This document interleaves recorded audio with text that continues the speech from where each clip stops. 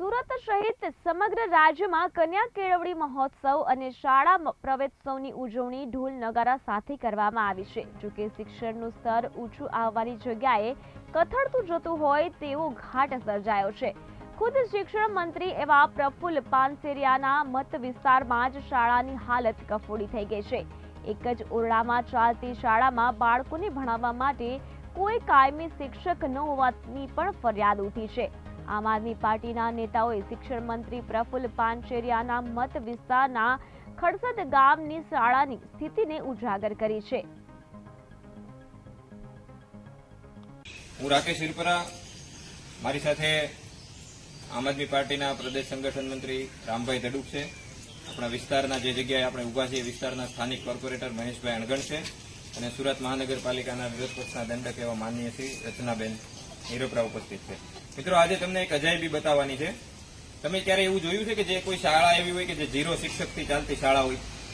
તો આપણે અત્યારે જે કેમ્પસમાં ઉભા છીએ એમાં 0 કાયમી શિક્ષક છે, 2 શિક્ષક છે, એમાંથી એક શિક્ષક છે પ્રવાસી શિક્ષક છે, એટલે કે કોઈ કંપનીએ મૂક્યો શિક્ષક છે, અને એક શિક્ષક છે કામચલાઉ શિક્ષક છે, જે અહીંયાથી બિચારા 20-30 કિલોમીટર એમની પોતાની મૂળ શાળા આવેલી છે, ત્યાં કામચલાઉ તરીકે અહીંયા આચાર્ય તરીકે કામ કરે છે।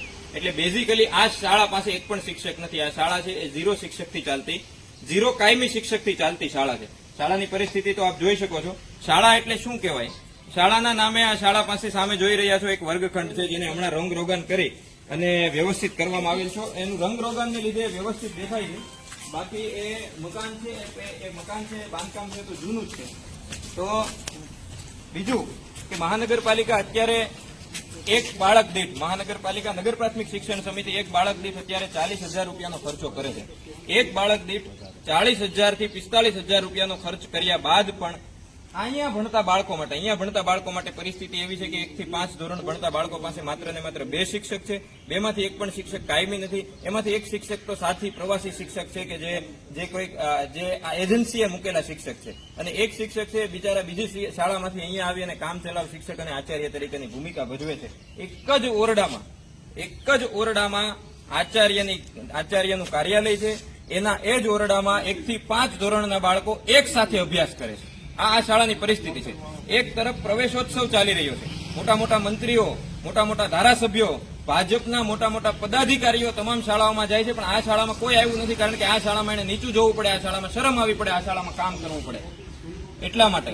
તો અહીંયા જે બાળકો ભણે છે ગરીબ વર્ગના બાળકો છે। આ ફરીવાર કહું કે એક અજાયબી છે, અને ગુજરાતના શિક્ષણ મંત્રીના વિસ્તારમાં આવેલી આ અજાયબી છે કે જે 0 કાયમી શિક્ષકથી ચાલતી અજાયબી છે, 0 કાયમી શિક્ષકથી ચાલતી શાળા છે, એક ઓરડાથી ચાલતી શાળા છે। એ જ ઓરડામાં આચાર્યની કેબિન પણ છે અને બાળકો પણ અભ્યાસ કરે છે। બાકીનું તમે અહીંયા ચિત્ર જોઈ શકો છો।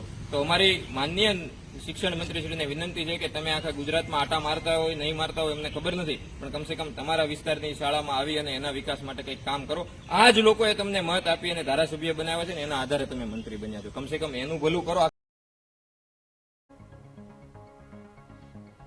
આખી શાળાના નામે માત્ર એક જ ઓરડો છે, જેમાં આખી શાળાના બાળકો ભણે છે। એક જ ઓરડામાં આચાર્યની ઓફિસ પણ છે। ત્યારે રાકેશ હિરપરાએ કહ્યું કે શાળાના પ્રવેશોત્સવના નામે સરકારે મોટા તાયફા કર્યા છે। શિક્ષણ મંત્રીના મત વિસ્તારમાં જ આ હાલત છે, તો અન્ય વિસ્તારોની શું હાલત હશે તેની કલ્પના પણ થઈ શકે નહીં।